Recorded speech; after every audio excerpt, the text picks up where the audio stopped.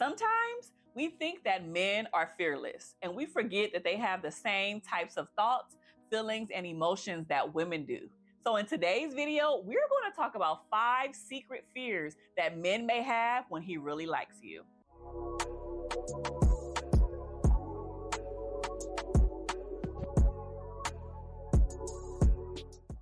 Hey, everybody. Welcome back to another episode of Keeping It Real with Kiaundra. I am your host, licensed marriage and family therapist, Kiaundra Jackson. Now, this is a little spicy topic. So if you're a woman, I need for you to sit back, take some notes. But if you are a man, please let me know if any of those things are hitting and resonating with you. And even if you want to share a thing or two about what are some of the fears that you secretly have when you're in a relationship, let us know because we need all the tea. The first secret fear that a man may have when he likes you and he's really into you is a fear of rejection. Nobody likes to feel rejected or want to feel rejected. So a man feeling like you're not reciprocating that can be tough for him. So when he genuinely likes you, I need for you to understand that he is emotionally invested in you. And he's really that way because he doesn't want to experience that level of rejection. He wants to feel that reciprocity. Just as much as he's feeling you, he wants you to be feeling him too. And when that does not happen for whatever reason, it can make him feel some type of way. Because if we're being honest, when a man invests emotionally, financially, spiritually, relationally, mentally, whatever in a woman, the stakes are higher, right? So that means the higher the stakes, the higher the fall if there's a different level of rejection at some point in the relationship. So a fear of rejection is a real thing that men experience. And before I move on to the next one, this is why, ladies, and you can let me know if I'm wrong on this and put it in the comment section, but this is why if we're out and about and we're looking fine and then a man, comes up to us or he tries to talk to us and we're not interested and we're not reciprocating that, this is why they get upset. Have you ever had a man, oh, hey, beautiful, can I get your number? You looking fine? We're your husband, or, saying any of those things. And you're like, no, thank you. I'm not interested. I appreciate it. And they be like, well, whatever. You was ugly anyway. No, and they get upset. It's because of this one. It's because of rejection. Nobody wants to feel rejected. It was like, you thought I was fine. And I said no to you and you experienced ugly and you want to call me the B word. This is why. The second secret fear that a man may have when he really likes you is a fear of being vulnerable.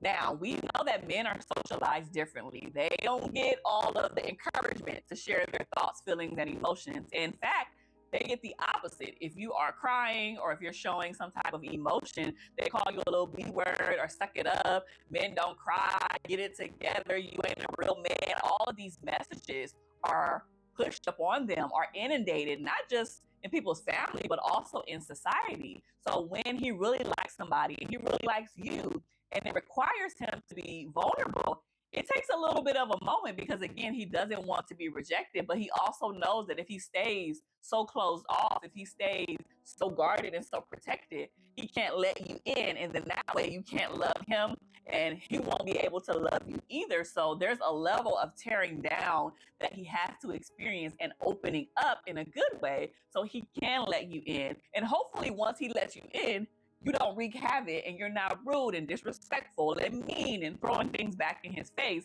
because that's when men experience those scars and then they don't open up to women moving forward in future relationships. So don't be out here ruining men, okay, when they're vulnerable with you. The third secret fear that a man may have when he really likes you is the fear of not being good enough. This is different from the other one that we just talked about with him not wanting to get hurt or being judged. But this one is all about understanding and knowing that he has achieved a certain level of status or that he is striving for a particular level of status, and he don't want that to be messed up. So men are often essentially worried about, do they have enough financial stability? Are they attractive enough to other women? Are they secure enough to other women? And even are they successful enough to other women? They are inundated in our society where we feel like we have to impress the other person, or you might not be good enough if you don't have the flyest clothes or shoes or a certain job or a certain car. And there's extra pressure, if we're being honest and real, for a man to provide, right? We always hear, I got to be the provider. I got to provide for my family. I got to show up. And there's nothing wrong with that. We love a man that can actually provide, but we also understand that this comes at a cost. And they do feel inadequate when they're not able to do those things. And sometimes life just deals them a difficult hand. They experience job losses or societal shifts or changes in the marketplace or medical issues, mental health issues, deaths in families. Things can happen in our own individual world that kind of just throws things off. I know I've experienced things personally that had just thrown my whole world off for like a year or two, and sometimes people are working backwards to try to redeem that time or to get back to where they need to be. And so if you find a man and you encounter a man who's going through a transition and he's trying to get himself back up together or back together, don't diss him, because we've all been there, right? Encourage him. He may or may not be the person for you, but this is definitely a secret fear of them not being good enough. And that's a real thing. And that isn't just something like in the dating phase, but I've noticed that is something that is an ongoing thing for men. Even when they get into a relationship with you, they want to continue to be able to provide. When they get into a marriage with you, they want to continue to feel like they are enough. And so obviously that's some internal work that they have to do, but also there's things as women that we can do to help that, to encourage that, to congratulate that, and to aid that on in a positive way so he can look up and say, my baby, my boo, my wife, my partner was very supportive of me, and she never made me feel like I wasn't good enough. In fact, she made me feel like I was more than enough. And before we move on, please don't forget to like, comment, subscribe, and share this with someone who needs it, because doing those things helps me to continue to create content like this for you guys every single week. So let's get back to the list. The next secret fear that a man may have when he really likes you and wants to be with you is a fear of losing his independence. Let's be for real, y'all. When you commit to another person, you are allowing yourself to share your world with somebody else, to share your life with somebody else, to share your schedule with somebody else, to share your time with somebody else, to share your space with somebody else, to share your food. These are all different things. And so it impedes on our freedom and our flexibility, because when you single, you can get up and do whatever you want to do, go wherever you want to go at any given time. You don't have to really answer to anyone. But when you're in a committed relationship, it does require you to be effective in your communication so there won't be any issues. Say, hey, babe, I'm going here. You want to roll? Or, hey, we're going to get something to eat. You want one of my French fries? There's things that we just have to share about our lives, our bodies. If you are being intimate with someone, all of these things matter. So when a man really likes somebody, he's grappling with the idea of like, how much do I want to give this person? How much compromise do I want to have in this relationship? How much of myself and my time and my energy and my efforts do I want to give this person? And whatever I choose to do, is it good enough? And also, is this person worth it? And if I'm being honest, I actually need to do another video about the difference between dependent, independent, and interdependent. When you are in relationship and partnership with someone, you should be interdependent, not fully independent where you're like, I don't need nobody, I got it, or too dependent where it's just like all of my eggs are in this basket. But you want to be interdependent, which means they dependent on you for certain things, you dependent on them, and it's going both ways. This is a partnership. This is a collaboration here. And this isn't just you being your single self doing whatever you want to do. So I'm not saying if you're holding it down and you got your own house and car and things, you got to give that up. But what I am saying is understanding that you're bringing somebody into that world and you want to create space and opportunity for that to happen successfully. The fifth secret fear that a man may have when he really likes you is the fear of past hurts being repeated. Now, men are just like us in this situation. We've all experienced heartbreaks, especially if you're a grown adult. You have experienced heartaches and past hurts and trauma and all different types of things in your life. And nobody wants to keep creating those cycles. Nobody wants the same thing happening over and over again. And especially if your heart has been broken in a romantic situation, it takes a little bit of time for that heart to be repaired and for you to heal if you do the work to move forward so you can be in a healthy relationship the next time. So when he likes you for real, and he's being vulnerable and he's opening up himself, especially when he's had past heartbreaks and disappointments and traumas, that says a lot because he is trusting you with his heart. He is trusting you with his life and with his experience. And he's being hopeful that you don't break his heart like the past or the last person did. Because trusting somebody again and trusting you again can leave him in a vulnerable state where it's just like, I don't know how this is going to go. We don't always know the outcome of situations. And while we hope for the best, we don't want the same patterns and the same mistakes to be repeated over and over again. So men definitely have a fear of being hurt again and past mistakes being repeated. The sixth secret fear that a man may have is the fear of disappointing her.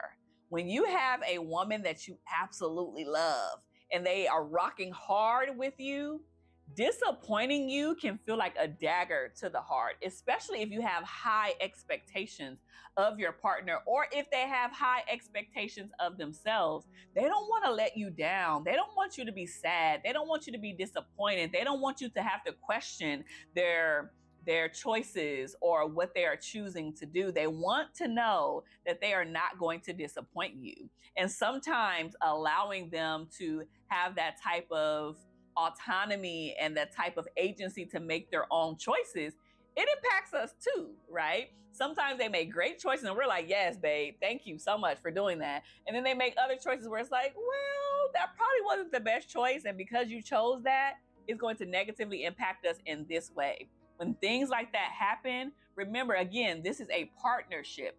We need to figure out how we're going to fix this together. We need to come to a resolve and have a conversation and say, okay, this happened, you made this choice. I'm not going to beat you up about it. I'm not even sad or disappointed in you, but how are we going to rectify this? How are we going to make sure that this does not happen again in the future? Because the worst thing that you can do, the worst thing that a woman can do, and I think this is another fear that I probably should have added to the list if I'm being honest, is the fear of losing respect, right? Men value respect at a very high level. And if he fails and if he's not his best self, and then you treat him some type of way and be disrespectful about it, that switches everything. That changes the game, right? And so all I'm saying here before we move on to the next one is just make sure that you are doing your best not to feel and beat him down, because he's already probably beating himself up enough from the decisions that he made. So be as encouraging as possible. Give constructive criticism and feedback, all of those good things, but let him know that you're right by his side no matter what, because honey, sometimes you make poor choices too. And last but not least, the seventh secret fear that a man may have when he really likes you is a fear of commitment pressure. Now, we have all experienced this when you have been in a relationship or even you know somebody in a relationship and we're constantly like, so when are you going to put a ring on it? So when are y'all going to get married? So when are you going to have kids? So when are you going to have another kid? When are you going to buy a house? Like, the questions are ongoing 100% of the time, right? Like, society is just never really satisfied with where you are on your relationship journey. And I think for men, having that extra pressure is real, right? Because they get to choose. The word of God says, he who finds a wife finds a good thing. So the men do the finding, essentially. And so they get to choose. And sometimes as women, we don't have as much autonomy and control over being chosen. So while he may love you or care for you deeply, there's always this underlying sense of fear of like, where's this relationship going? When are we going to go to that next level? Are we going to go to that next level? And I have all of these outside pressures and people talking to my ear and in my ear about the next level. It's just this ongoing process. And I know that there's another layer of concern when they have pressure to commit when they're not fully ready to. One of the things that keeps men from committing, and this is a huge one that I see with past clients, family, friends, is financial security. A man likes to know that he can provide financially before he really locks in the situation, before he really proposes, before he really goes to that next level. That's the men's main thing a lot of times. And so he doesn't want to disappoint you when you're ready to commit at the next level in the long-term relationship, but he's not ready to. So that underlying fear of pressure to commit at a higher level is always there. So my final thoughts on this is that men go through fears just like women go through fears, and these things are not really, I said that they were a secret, but they're not really secret. They're not really something that is hidden. If you really pay attention enough to a man, to your man in particular, you can see that these are some real things that pop up, and this isn't uncommon for men to experience this. This happens with a lot of men. I don't know how often they talk about it in their own little circles, but these are fears of when a man really, really likes you. These are some things that pop up. So as a woman listening to this, I want you to be cautious, to be careful, to be discerning, to be empathetic enough to say, okay, this person loves me. I love him. There's some fears here, just like I might have some fears. And so let's work through this stuff together. And if you are a man watching this, one, let me know if there's some additional things that you would add in the comments that I missed. But also, two, don't let a woman make you feel like just because you have some of these fears going on that you're not good enough, that something's wrong with you, that you should be 100%, open to what is going on, and you're just supposed to feel happy-go-lucky and exciting all of the time without any apprehension. These are real things that you experience, but I want to encourage you to have that dialogue with her. If you're experiencing one of the 7 that I mentioned, have the conversation. No matter how difficult it is, at least try to attempt to express your thoughts and needs so you guys can stay on the same page. So thank you so much for watching another episode of Keeping It Real with Kiaundra. I hope you like, comment, subscribe, and I will see you in the next video. Be blessed. Bye.